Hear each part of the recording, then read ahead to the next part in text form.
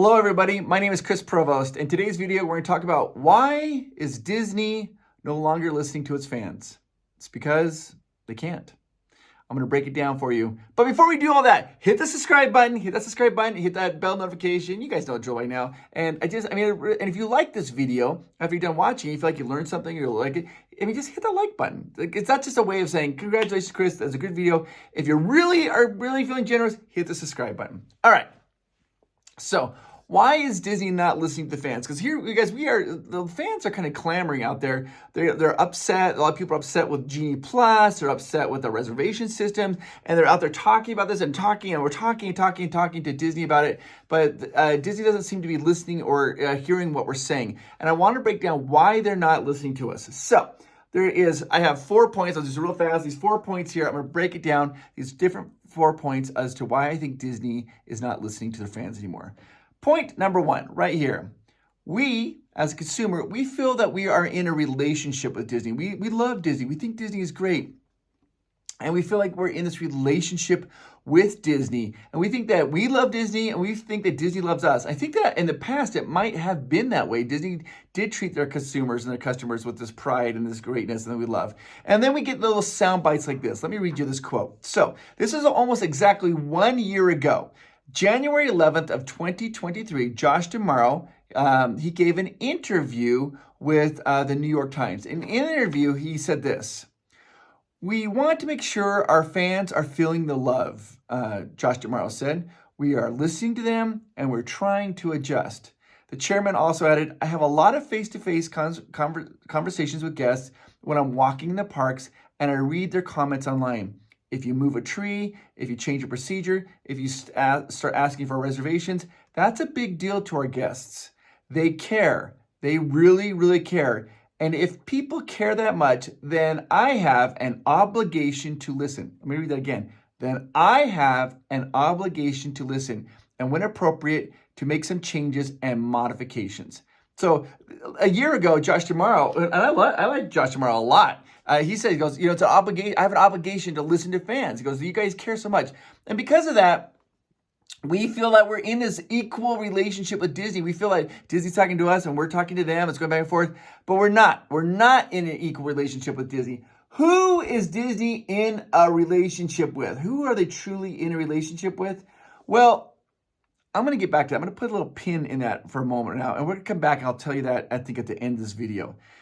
Now we need to talk about something that's very complex. This is very complex. And as I go through and talk about this, there are going to be people who are watching this video who know this subject way better than I do.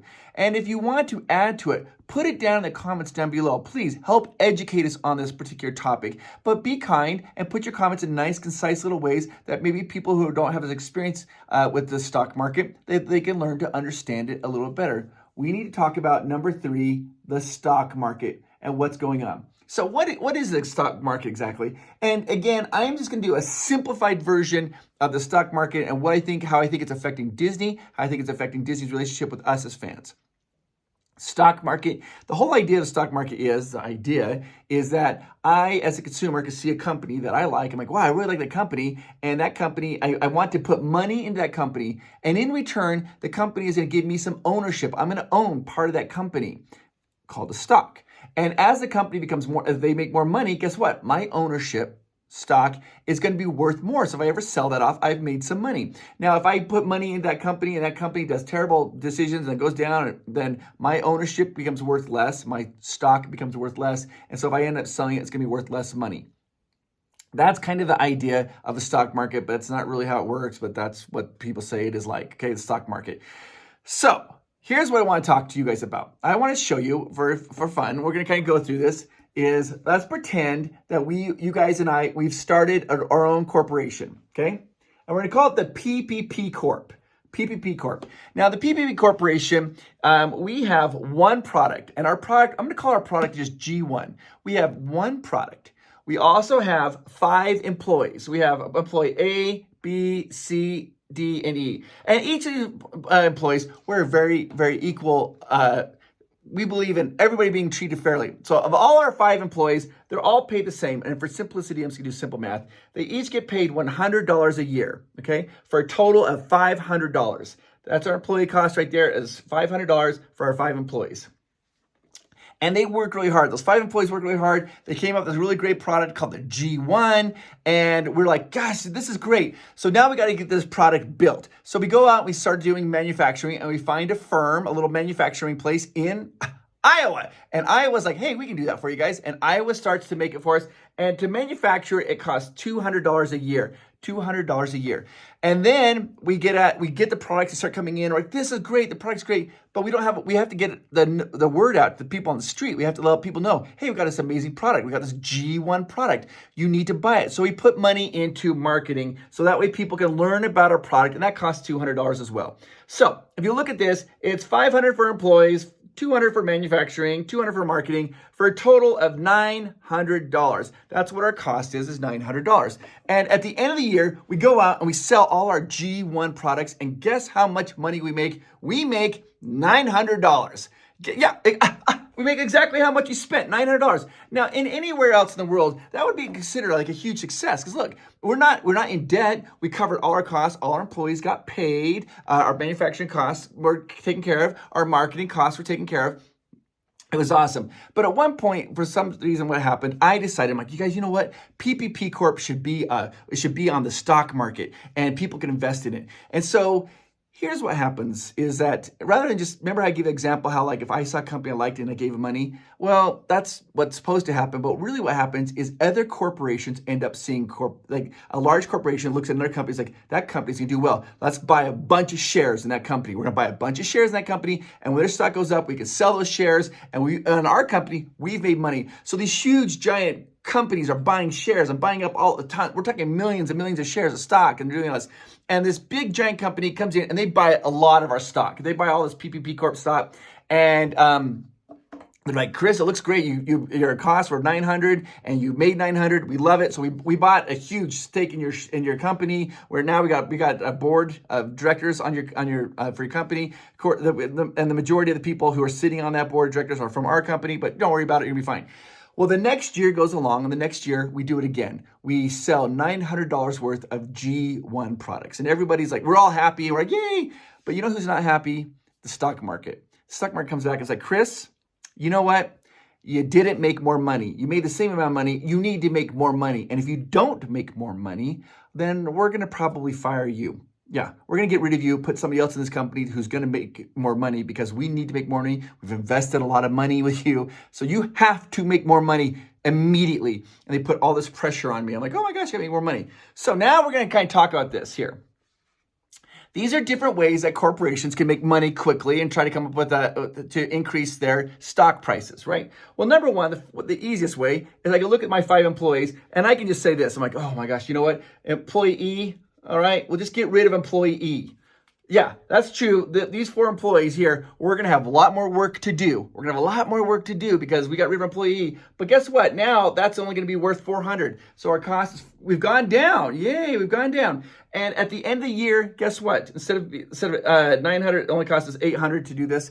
And guess what? At the end of the year, we still sell $900 worth of G1 products. We sell $900. And guess what? Look at this. We got $800. Our cost there is $800. We sell $900. And look, we've made $100 in profit. And Wall Street is like, way to go, Chris. You made money. You're profitable. On our books. Now, we sold the same amount. I get that. But on our books, we're profitable because our output, our cost is less. It's only $800. All right, so let's just go back here. Let's rehire employee E. I feel bad about that. And let's go back here. Let's get rid of this. What's another way that we can drive our stock prices up? We can do this. Well, let's take a look at our manufacturing. Our manufacturing is done in Iowa, and they're great. We love them. They're great. They eat a lot of corn and a lot of beef, and we're fun. We go out there, and they have an amazing World Fair, and we love Iowa. But then we're looking at it like, you know what? If we take the manufacturing out of Iowa and we ship it off to China, instead of costing $200 a year, it's only going to cost us $50. And it's true, our quality might go down, but it's going to save us a lot of money. And now our cost is, let's see, this is $500 here. I apologize. Hang in there with me. $500, $550, $600, $750. So we are now at $750 instead of $900, and we sell $900 worth. Look, we made $150 in profit, and Wall Street loves that. They're like, way to go, Chris. You've done, you're amazing. You're awesome. This is great. Congratulations.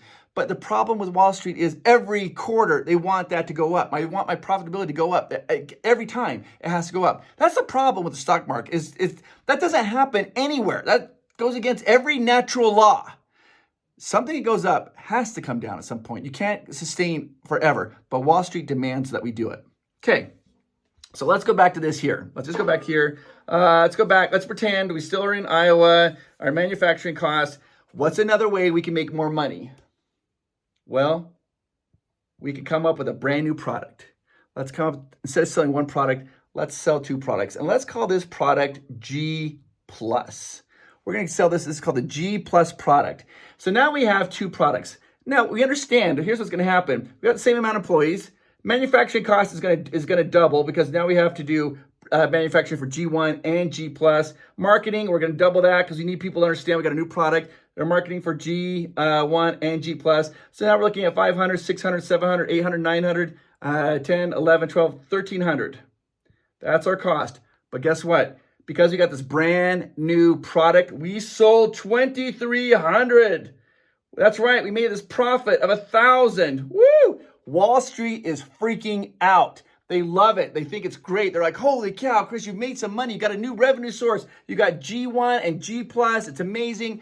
But here's what happens is after a year of this G+ coming on, all of a sudden, I get all these emails. I mean, people are they're emailing me all the time. They're like, Chris, I don't like G+. I hate G+. I can't stand G+. It's the worst. I can't stand it. It's awful. Get rid of it. Get rid of it. Now, as me running this company, I'm like, okay, I gotta listen to our customers. I love our customers. They've been so loyal to me. So I go to the stock market. And I said, you guys, you know what? I don't think that this G+ is working anymore. I want to get rid of Genie+. Excuse me. I want to get rid of G+. And Wall Street says, what? No. You are at 2,300. If you get rid of G+, you're going to be dropping down back to 900. A stock is going to go way down, and we can't have you if you do that, you're going to get fired. You lose your job. The stock will go down. The board's going to revolt. Everything's going to happen if you get rid of G+. It's done.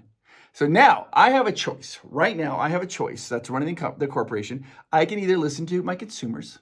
I can listen to my customers, who I love, or I can listen to Wall Street, I'm trying to make them money, and they're trying to give me money, and I have to choose one or the other.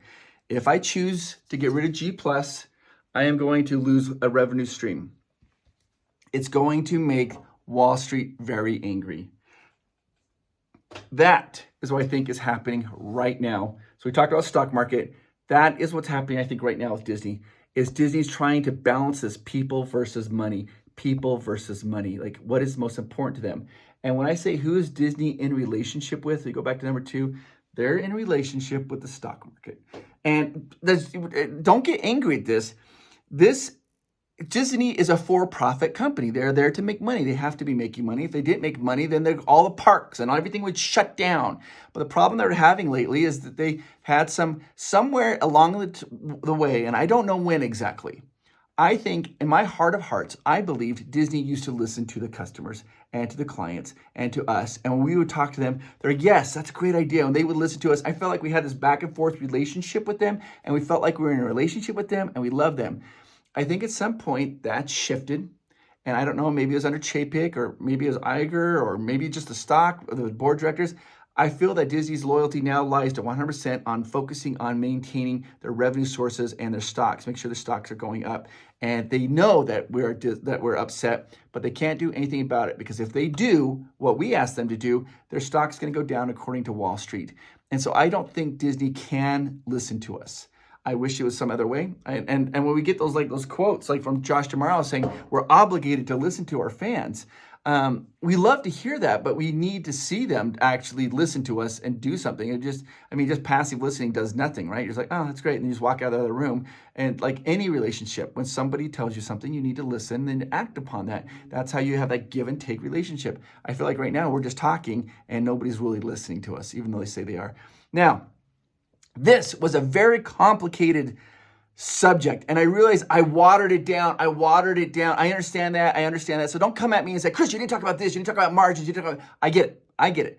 But This is just my theory of I think what's going on. I think that's why there's some kind of consternation with the fans at Disney right now. I think that's why we're feeling we're not being listened to. It's because Disney right now is beholden to make sure that their stock is maintaining what they're in, and they can't eliminate revenue streams. And Genie Plus is a massive revenue stream for them. So these are just my thoughts. I don't know. Hit the like button, hit the subscribe button. If you have different thoughts or you think I'm completely wrong, put it down below. I don't get offended if you're like, Chris, you're wrong. This is the reason why. I love to learn that because I like to continue to keep learning. Just be respectful of other people and be kind. All right, guys, I'll talk to you later. Bye-bye.